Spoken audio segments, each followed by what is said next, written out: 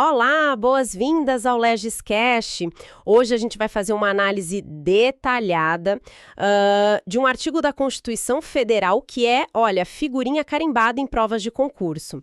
O artigo 42. Ele trata do regime dos militares dos estados, do Distrito Federal e dos territórios.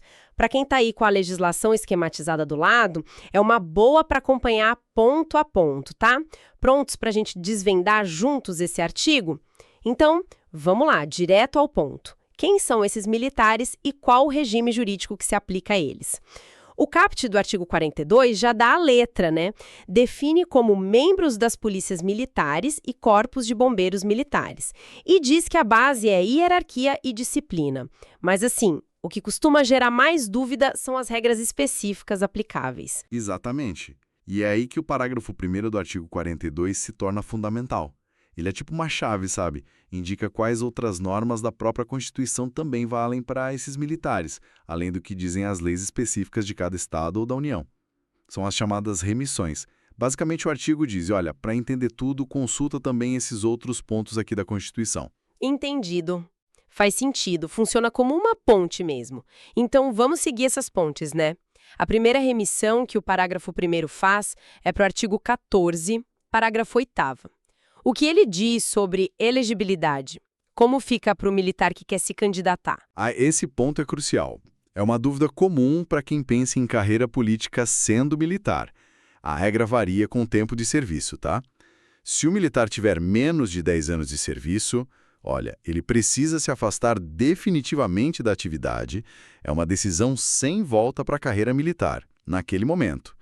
Agora, se ele já tem mais de 10 anos, a coisa muda. Ele é agregado pela autoridade superior. Isso é um tipo de afastamento temporário para poder fazer a campanha.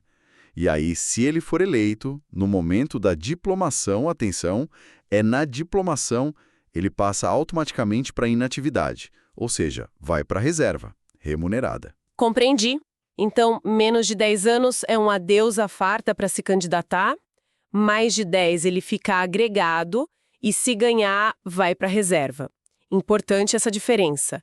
E pensando na carreira e aposentadoria, como o tempo de serviço militar conversa com outros trabalhos que a pessoa possa ter tido?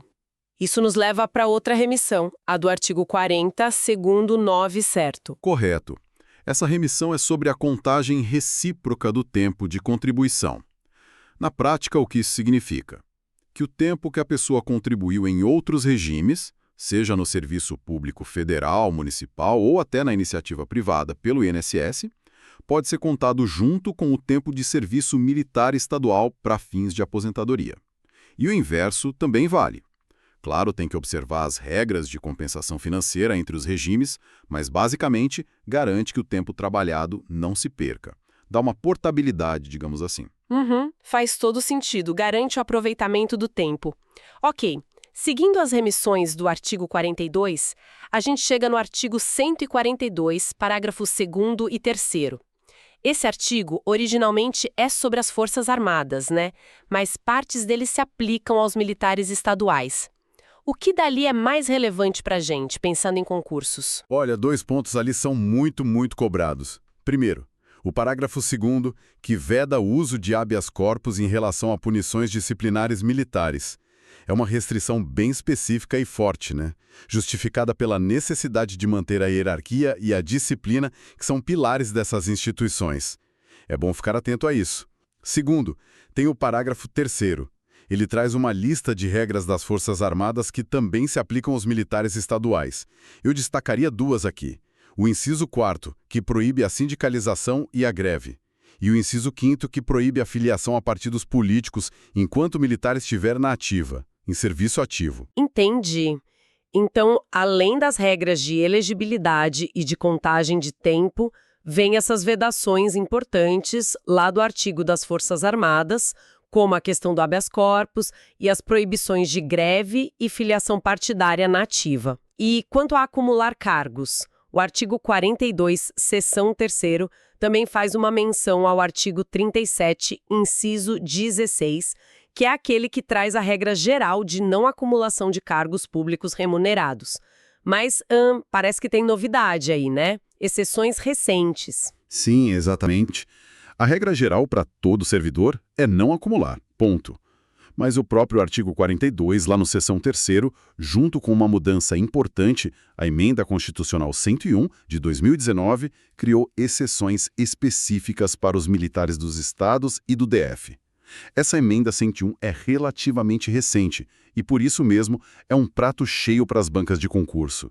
Tem que ficar ligado nela. E quais são essas exceções que a EC 101 trouxe? O que passou a ser permitido? Bom, a emenda permite que o militar estadual acumule o cargo militar com um cargo público de professor. Essa é uma possibilidade. Ou, então, com um cargo técnico ou científico. Ou, ainda uma terceira opção, com um cargo privativo de profissional de saúde com profissão regulamentada. Mas atenção, não é de qualquer jeito. Tem duas condições essenciais, tá? Primeiro, tem que haver compatibilidade de horários entre as duas funções. E segundo, a atividade militar sempre terá prioridade. Foi uma mudança bem significativa que abriu portas para esses profissionais poderem exercer outras atividades. Nossa, fica bem claro agora como essas diferentes normas da Constituição se conectam para formar o regime jurídico dos militares estaduais. A base está ali no artigo 42, com hierarquia e disciplina, mas ele vai buscando regras importantes em outros lugares, sobre direitos políticos no artigo 14, previdência no artigo 40, disciplina e vedações no artigo 142 e agora com a MC 101, as exceções para acumulação de cargos. É um sistema interligado. Perfeito, é exatamente isso. Entender essas conexões, essas remissões e principalmente as atualizações como essa da SCC1, o C, 2019, é, assim, fundamental para quem está estudando para concurso.